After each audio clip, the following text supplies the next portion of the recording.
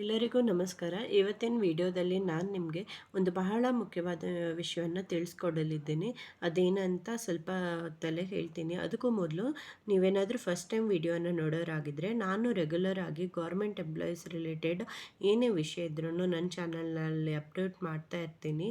ಹಾಗೂ ನಿಮಗೆ ಇಮಿಡಿಯೇಟ್ ಆಗಿ ಆದೇಶ ಪ್ರತಿಯೊಂದಿಗೆ ಎಲ್ಲ ವಿಷಯಗಳನ್ನು ತಿಳಿದುಕೊಳ್ಬೋದಾಗಿದೆ. ನೀವು ಫಸ್ಟ್ ಟೈಮ್ ನನ್ನ ಚಾನಲನ್ನು ನೋಡ್ತೋರಾಗಿದ್ದರೆ ನೀವು ಉಚಿತವಾಗಿ ನನ್ನ ಚಾನಲ್ಗೆ ಸಬ್ಸ್ಕ್ರೈಬ್ ಮಾಡ್ಕೊಳ್ಬೋದು. ಹಾಗೂ ನಿಮಗೆ ಗೌರ್ಮೆಂಟ್ ಎಂಪ್ಲಾಯೀಸ್ ನ್ಯೂಸ್ ಅನ್ನೋ ಪ್ಲೇಲಿಸ್ಟಿಗೆ ಹೋಗಿ ನನ್ನ ಚಾನಲ್ನಲ್ಲಿರೋ ಪ್ಲೇಲಿಸ್ಟ್ಗೆ ಹೋಗಿ ಇದುವರೆಗೆ ನಾನು ಅಪ್ಲೋಡ್ ಮಾಡಿರೋಂತಹ ಎಲ್ಲ ವಿಷಯಗಳನ್ನು ತಿಳಿದುಕೊಳ್ಬೋದಾಗಿದೆ. ಹಾಗೆ ಏನು ನೀವು ಬೆಲ್ ಐಕನನ್ನು ಕ್ಲಿಕ್ ಮಾಡೋದ್ರಿಂದ ನಾನು ವಿಡಿಯೋ ಅಪ್ಲೋಡ್ ಮಾಡಿದ ತಕ್ಷಣ ನಿಮಗೆ ನೋಟಿಫಿಕೇಷನ್ ಬರುತ್ತೆ. ಹಾಗೂ ನೀವು ಎಲ್ಲ ವಿಷಯಗಳನ್ನು ಇಮಿಡಿಯೇಟಾಗಿ ತಿಳ್ಕೊಳ್ಬೋದಾಗಿದೆ. ಮೊದಲನೇದಾಗಿ ನಾನು ಹೇಳಿದಾಗೆ ಇವತ್ತಿನ ವಿಡಿಯೋದಲ್ಲಿ ನಾನು ನಿಮಗೆ ಫಾರ್ಮ್ 15G ಮತ್ತು ಫಾರ್ಮ್ 15H ಬಗ್ಗೆ ತಿಳಿಸ್ಕೊಡ್ತಾ ಇದ್ದೀನಿ.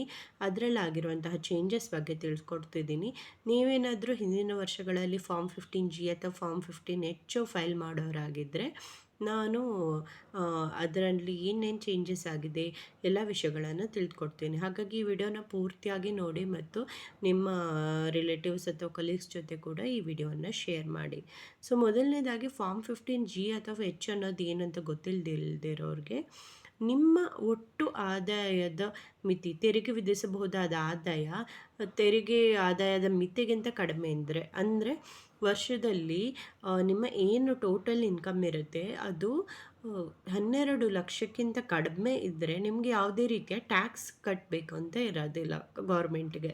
ಸೊ ಆ ಟ್ಯಾಕ್ಸ್ ಮಿತಿಗಿಂತ ನೀವು ಕಮ್ಮಿ ಇದ್ದರೆ ನೀವೇನು ಮಾಡಬೇಕಂದ್ರೆ ನಿಮ್ಮ ಬ್ಯಾಂಕುಗಳು ಅಥವಾ ಹಣಕಾಸು ಸಂಸ್ಥೆಗಳು ಗೆ ನೀವು ಫಾರ್ಮ್ 15G ಅನ್ನು ಕೊಡಬೇಕಾಗುತ್ತೆ ಅಥವಾ ಫಾರ್ಮ್ 15H ಅನ್ನು ಕೊಡಬೇಕಾಗುತ್ತೆ.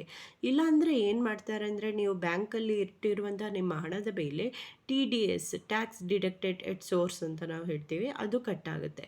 ಸೊ ನೀವು ಬ್ಯಾಂಕಲ್ಲಿ FD ಇಟ್ಟಿರ್ತೀರಾ ಅಥವಾ ನಾರ್ಮಲಾಗಿ ಬ್ಯಾಂಕಲ್ಲಿ ಹಣ ಇಟ್ಟಿರ್ತೀರಾ ಅಂತ ಅಂದ್ಕೊಳ್ಳಿ.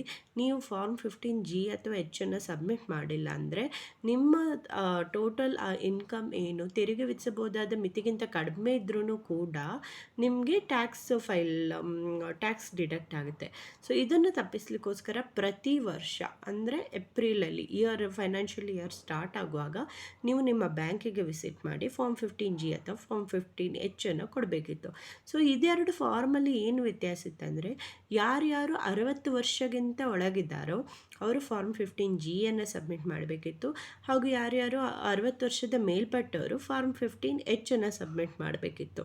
ಇದು ಇಷ್ಟರವರೆಗೆ ಅಂದರೆ 2025ವರೆಗೂ ಇದೇ ನಡ್ಕೊಂಡು ಬಂದಿತ್ತು. ಆದರೆ 2026ಇಂದ ಈ ಫಾರ್ಮಲ್ಲಿ ಚೇಂಜಸ್ ಆಗಿದೆ. ಸೊ ಏನು ಚೇಂಜಸ್ ಆಗಿದೆ ಅನ್ನೋದನ್ನು ನಾನು ಕಂಪ್ಲೀಟಾಗಿ ಆದೇಶ ಏನು ಇನ್ಕಮ್ ಟ್ಯಾಕ್ಸ್ ಡಿಪಾರ್ಟ್ಮೆಂಟಿಂದ ಆದೇಶ ಹೊರಡಿಸಿದಾರೋ ಅದನ್ನು ಕನ್ನಡದಲ್ಲಿ ಟೈಪ್ ಮಾಡಿ ಇಟ್ಕೊಂಡಿದ್ದೀನಿ. ನಿಮಗೆ ಎಕ್ಸ್ಪ್ಲೇನ್ ಮಾಡೋಕ್ಕೆ ಈಸಿ ಆಗುತ್ತೆ ಅಂತ ಕನ್ನಡಕ್ಕೆ ಕನ್ವರ್ಟ್ ಮಾಡಿ ಟೈಪ್ ಮಾಡಿ ಇಟ್ಕೊಂಡಿದ್ದೀನಿ. ಸೊ ಅದನ್ನು ನಾನು ಇವಾಗ ಓದಿ ಹೇಳ್ತೀನಿ ಮತ್ತು ಎಕ್ಸ್ಪ್ಲೇನ್ ಮಾಡ್ತೀನಿ. ಸೊ ಅದರಲ್ಲಿ ಏನು ಹೇಳಿದ್ದಾರೆ ಅಂದರೆ ನಿಮ್ಮ ಒಟ್ಟು ತೆರಿಗೆ ವಿಧಿಸಬಹುದಾದ ಆದಾಯ ಮಿತಿಗಿಂತ ಕಮ್ಮಿ ಇದ್ದರೆ ಬ್ಯಾಂಕುಗಳು ಮತ್ತು ಹಣಕಾಸು ಸಂಸ್ಥೆಗಳಿಗೆ ನಿಮ್ಮ ಬಡ್ಡಿ ಆದಾಯದ ಮೇಲೆ TDS ಕಡಿತಗೊಳಿಸುವುದನ್ನು ತಡೆಯಲು ನೀವು ಸಲ್ಲಿಸುವ ಏಕೀಕೃತ ವಯಸ್ಸಿನ ಆಜ್ಞಾತಾದಿ ಸ್ವಯಂ ಘೋಷಣಾ ನಮೂನೆ ಫಾರ್ಮ್ 121 ಆಗಿದೆ. ಸೊ ಇದು ಗಮನದಲ್ಲಿಟ್ಕೊಳ್ಬೇಕಾದ ಅಂಶ. ಅಂದರೆ ನಾನು ಹೇಳಿದ್ನಲ್ವ, ಆದಾಯದ ಮಿತಿ ಕಡಿಮೆ ಇದ್ದರೆ ತೆರಿಗೆ ವಿಧಿಸಬಹುದಾದ ಆದಾಯ ಮಿತಿಗಿಂತ ಕಡಿಮೆ ಇದ್ದರೆ ಇದುವರೆಗೆ ಫಾರ್ಮ್ 15G ಅಥವಾ H ಅನ್ನು ಕೊಡ್ತಿದ್ರೆ, ಆದರೆ ಅದರ ಬದಲಾಗಿ ಇವಾಗ ಫಾರ್ಮ್ 21 ಅನ್ನು ಕೊಡಬೇಕಾಗುತ್ತೆ. ಸೊ ಯಾಕೆ ಈ ಬದಲಾವಣೆ ಮಾಡಿದರು? ಮತ್ತು ಎರಡೂ ಕೂಡ ಫಾರ್ಮ್ 15G ಕೊಡ್ತಿದ್ದವರು ಫಾರ್ಮ್ 21 ಕೊಡಬೇಕು, ಫಾರ್ಮ್ 15H ಕೊಡ್ತಿದ್ದವರು ಕೂಡ ಫಾರ್ಮ್ 121 ಕೊಡಬೇಕು. ಸೊ ಏನಕ್ಕೆ ಚೇಂಜ್ ಮಾಡಿದ್ರು ಅಂತ ನೋಡೋಣ. ಈ ಬದಲಾವಣೆ ಯಾಕಂದರೆ ಎಲ್ಲ ವಯಸ್ಸಿನವರಿಗೂ ಏಕೀಕೃತ ಅಂದರೆ ಈ ಹಿಂದೆ 60 ವರ್ಷದೊಳಗಿನ ವ್ಯಕ್ತಿಗಳು ಫಾರ್ಮ್ 15G ಅನ್ನು ಸಲ್ಲಿಸ್ತಿದ್ರು ಮತ್ತು ಹಿರಿಯ ನಾಗರಿಕರು 60 ವರ್ಷಕ್ಕಿಂತ ಮೇಲ್ಪಟ್ಟವರು ಫಾರ್ಮ್ 15H ಅನ್ನು ಸಲ್ಲಿಸ್ತಿದ್ರು. ಸೊ ಹಾಗಾಗಿ ಫಾರ್ಮ್ 121 ಯಾವುದೇ ವಯಸ್ಸಿನ ನಿವಾಸಿ ವ್ಯಕ್ತಿಗಳಿಗೆ ಎರಡನ್ನೂ ಒಂದೇ ಸ್ವರೂಪದಲ್ಲಿ ಸಂಯೋಜಿಸ್ತದೆ. ಸೊ ಹಾಗಾಗಿ ಚೇಂಜ್ ಮಾಡಿದ್ದಾರೆ. ಎರಡು ಬೇರೆ ಬೇರೆ ಫಾರ್ಮ್ ಬೇಡ, ಒಂದೇ ಫಾರ್ಮ್ 121 ಎಲ್ಲರಿಗೂ ಅನ್ವಯ ಆಗುವಂತೆ ಕೊಟ್ಟಿದ್ದಾರೆ. ಇನ್ನು ಸರಳೀಕೃತ ಅನುಸರಣೆ ಅಂದರೆ ಇದು ಮೊದಲೇ ಭರ್ತಿ ಮಾಡಲ್ಪಟ್ಟಿದೆ. ಅಂದರೆ ಫಾರ್ಮ್ 15G ಅಥವಾ H ಅನ್ನು ನೀವು ಫಿಲ್ ಮಾಡಬೇಕಾದ್ರೆ ಪ್ರತಿಯೊಂದು ಡೀಟೇಲ್ಸನ್ನು ನೀವೇ ಫಿಲ್ ಮಾಡಬೇಕಿತ್ತು. ಸ್ಟಾರ್ಟಿಂಗ್ ಇಡೀ ಫಾರ್ಮನ್ನು ನೀವು ಫಿಲ್ ಮಾಡಬೇಕಿತ್ತು. ಆದರೆ ಈ ಫಾರ್ಮ್ 121 ಏನು ಮಾಡಿದ್ದಾರೆ ಅಂದರೆ, ಎಲ್ಲ ಪ್ರೀ ಡಿಫೈನ್ಡ್ ಡೀಟೇಲ್ಸ್ ಕೆಲವೆಲ್ಲ ನಿಮ್ಮ ಹೆಸರು, ನಿಮ್ಮ ಅಕೌಂಟ್ ನಂಬರ್ ಆಗಿರ್ಬೋದು, ಎಷ್ಟು ಎಫ್ ಡಿ ಇದೆ, ನಿಮ್ಮ ಪಾನ್ ನಂಬರ್ ಏನು, ಎಲ್ಲ ಡೀಟೇಲ್ಸ್ಗಳು ಆಲ್ರೆಡಿ ಅದರಲ್ಲಿ ಎಂಟರ್ ಆಗಿರುತ್ತೆ. ಹಾಗೂ ಅದರಲ್ಲಿ ಹಿಂದಿನ ವರ್ಷ ಅಲ್ಲ, ತೆರಿಗೆ ವರ್ಷನ ಅಂದರೆ ಮೊದಲು ಏನಾಗ್ತಿತ್ತು ಅಂದರೆ, ನಿಮ್ಮ ಟ್ಯಾಕ್ಸ್ ಅಸೆಸ್ಮೆಂಟ್ ಇಯರ್ ಅಂತ ನಾವು ಏನು ಹೇಳ್ತೀವಿ, ಅದರ ಹಿಂದಿನ ವರ್ಷದ ಡೀಟೇಲ್ಸ್ ಫಿಲ್ ಆಗಿರ್ತಿತ್ತು. ಸೊ ಈಗ ಹಾಗಲ್ಲ, ಯಾವ ಟ್ಯಾಕ್ಸ್ ಅಸೆಸ್ಮೆಂಟ್ ಇಯರೋ ಅದೇ ಅಸೆಸ್ಮೆಂಟ್ ಇಯರ್ ಇದೆ ಡೀಟೇಲ್ಸ್ ಫಿಲ್ ಆಗಿರುತ್ತೆ. ಆಮೇಲೆ ಅಧಿಕೃತ ನಿಯಮಗಳು, ಇದು ಆದಾಯ ತೆರಿಗೆ ಕಾಯ್ದೆ 2025 ಸೆಕ್ಷನ್ 393 ಅಡಿಯಲ್ಲಿ ಬರುತ್ತದೆ. ಅಂದರೆ ಇನ್ಕಮ್ ಟ್ಯಾಕ್ಸ್ ರೂಲ್ಸ್ ಏನಿದೆ ಅಲ್ವ, ಅದು 2025 ರೂಲ್ಸಲ್ಲಿ ಬರುತ್ತೆ. ಇದು 2025 ಈ ಚೇಂಜಸನ್ನು ಮಾಡಿದ್ದಾರೆ. 2025 ಆಲ್ರೆಡಿ ಸಬ್ಮಿಟ್ ಆಗಿರೋದ್ರಿಂದ ಆವಾಗ ಬ್ಯಾಂಕ್ಗಳು ಕೇಳಿರೋದಿಲ್ಲ. 2026 ಏಪ್ರಿಲಿಂದ ನೀವು ಈ ಫಾರ್ಮನ್ನು ಕೊಡಬೇಕಾಗುತ್ತೆ. ಸೊ ಫೈಲ್ ಮಾಡಲು ಯಾರ್ಯಾರಿಗೆ ಅರ್ಹತೆ ಇದೆ, ಯಾರ್ಯಾರು ಇದನ್ನು ಫೈಲ್ ಮಾಡಬೇಕಾಗತ್ತೆ ಅಂತ ನೋಡೋದಾದರೆ, ಈ ಕೆಳಗಿನ 2 ಷರತ್ತುಗಳನ್ನು ಪೂರೈಸಿದರೆ ಫಾರ್ಮ್ 121 ಸಲ್ಲಿಸ್ಬೋದು. ಯಾವುದಂದರೆ, ನೀವು ನಿವಾಸಿ ವ್ಯಕ್ತಿ ಅಥವಾ ಹಿಂದೂ ವಿಭಜಿತ ಕುಟುಂಬದವರಾಗಿದ್ದರೆ. NRIಗಳಿಗೆ ಇದು ಅರ್ಹರಾಗಿರಲ್ಲ. ಇದಕ್ಕೆ ತೆರಿಗೆ ವರ್ಷಕ್ಕೆ ನಿಮ್ಮ ಅಂದಾಜು ತೆರಿಗೆ ಹೊಣೆಗಾರಿಕೆ ಶೂನ್ಯ. ಅಂದರೆ ನೀವು ಏನು ನಾನು ಹೇಳಿದೆ ಅಲ್ವಾ, 12 ಲ್ಯಾಕ್ಸ್ಗಿಂತ ನಿಮ್ಮ ಇನ್ಕಮ್ ಕಮ್ಮಿ ಇದೆ, ನಿಮ್ಗೆ ಯಾವುದೇ ರೀತಿಯ ಟ್ಯಾಕ್ಸ್ಗೆ ನೀವು ಒಳಪಟ್ಟಿಲ್ಲ ಅಂದರೆ ಮಾತ್ರ ಇದನ್ನು ಸಬ್ಮಿಟ್ ಮಾಡಬೇಕಾಗುತ್ತೆ. ನಿಮ್ಮ ಟೋಟಲ್ ಇನ್ಕಮ್ 12 ಲ್ಯಾಕ್ಸ್ಗಿಂತ ಮೇಲೆ ಇದ್ದರೆ ಈ ಫಾರ್ಮನ್ನು ಕೊಟ್ಟರೂ ಕೂಡ ನಿಮಗೆ ಟ್ಯಾಕ್ಸ್ ಡಿಡಕ್ಟ್ ಆಗೇ ಆಗುತ್ತೆ. ಇದನ್ನು ತಗೊಳ್ಳೋದು ಕೂಡ ಇಲ್ಲ.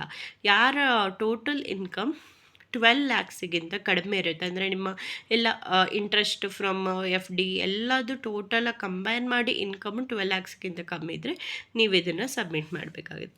ಸೊ ಇದನ್ನು ಹೇಗೆ ಸಬ್ಮಿಟ್ ಮಾಡೋದು ಅಂತ ನೋಡಿದರೆ, ಫಾರ್ಮ್ 121 ಹೇಗೆ ಸಲ್ಲಿಸೋದಂದರೆ, ನಿಮ್ಮ ಬಡ್ಡಿಯನ್ನು ಜಮಾ ಮಾಡುವ ಮೊದಲು ಅಥವಾ ಯಾವುದೇ TDS ಕಡಿತಗೊಳಿಸೋ ಮೊದಲು ನೀವು ನಿಮ್ಮ ಹಣಕಾಸು ಸಂಸ್ಥೆಗೆ ಈ ಘೋಷಣೆಯನ್ನು ಸಲ್ಲಿಸಬೇಕು. ಅಂದರೆ ಏನು ಹೇಳ್ತಾ ಇದ್ದೀವಿ ಅಂದರೆ, ಇವಾಗ ನೀವು ಕೊಟ್ಟಿಲ್ಲ ಅಂದರೆ ಈ ಫಾರ್ಮನ್ನು ಬ್ಯಾಂಕ್ ಏನು ಮಾಡುತ್ತೆ ಅಂದರೆ, ಇನ್ಫಾರ್ಮ್ ಏನು ಮಾಡೋದಿಲ್ಲ, ಬ್ಯಾಂಕಿಂದ ನಿಮಗೆ ನೋಟಿಫಿಕೇಷನ್ ಬರೋದಿಲ್ಲ.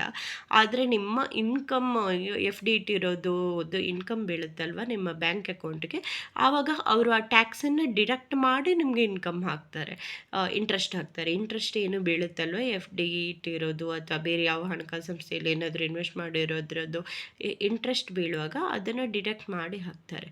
ಸೊ ಹಾಗಾಗಿ ನೀವು ಈ ಫಾರ್ಮನ್ನು ಟ್ಯಾಕ್ಸ್ ಅವ್ರು ಡಿಡಕ್ಟ್ ಮಾಡೋ ಮೊದಲು ಕೊಡಬೇಕಂತೆ. ಅಂದರೆ ಫೈನಾನ್ಷಿಯಲ್ ಇಯರ್ ಸ್ಟಾರ್ಟ್ ಆಗಬೇಕಾದ್ರೆ ನಾನು ಹೇಳಿದಾಗೆ ಏಪ್ರಿಲಲ್ಲಿ ಕೊಡಬೇಕಾಗುತ್ತೆ. ಸೊ ಹೆಚ್ಚಿನ ಬ್ಯಾಂಕ್ಗಳು ಏನು SBI HDFC ಬ್ಯಾಂಕ್ಗಳು ಅಂತ ಹೆಚ್ಚಿನ ಬ್ಯಾಂಕ್ಗಳು ಆನ್ಲೈನಲ್ಲೇ ಫಿಲ್ ಮಾಡೋಕ್ಕೆ ಅವಕಾಶ ಇರುತ್ತೆ. ಸೊ ಇನ್ನು ಕೆಲವು ಬ್ಯಾಂಕ್ಗಳಲ್ಲಿ ಏನಂದರೆ ಆಫ್ಲೈನ್ ಕೂಡ ಯಾರಿಗೆ ಗೊತ್ತಿಲ್ಲ, ಯಾಕಂದರೆ ಫಸ್ಟ್ ಟೈಮ್ ಫಿಲ್ ಮಾಡೋದ್ರಿಂದ ಡೌಟ್ ಇದ್ದರೆ ಬ್ಯಾಂಕ್ಗಳಿಗೆ ಹೋದರೆ ಅವರಲ್ಲಿ ಫಾರ್ಮ್ 121 ಫಾರ್ಮನ್ನು ಕೊಡ್ತಾರೆ. ಸೊ ಆ ಫಾರ್ಮನ್ನು ತಗೊಂಡು ನೀವು ಭರ್ತಿ ಮಾಡಿ ನಿಮ್ಮ ಏನೇನು ಎಫ್ ಡಿ ಡೀಟೇಲ್ಸ್ ಇದೆ ಅದನ್ನೆಲ್ಲ ಅದರಲ್ಲಿ ಆ್ಯಡ್ ಮಾಡಿ ಸಬ್ಮಿಟ್ ಮಾಡಬೇಕಾಗುತ್ತೆ.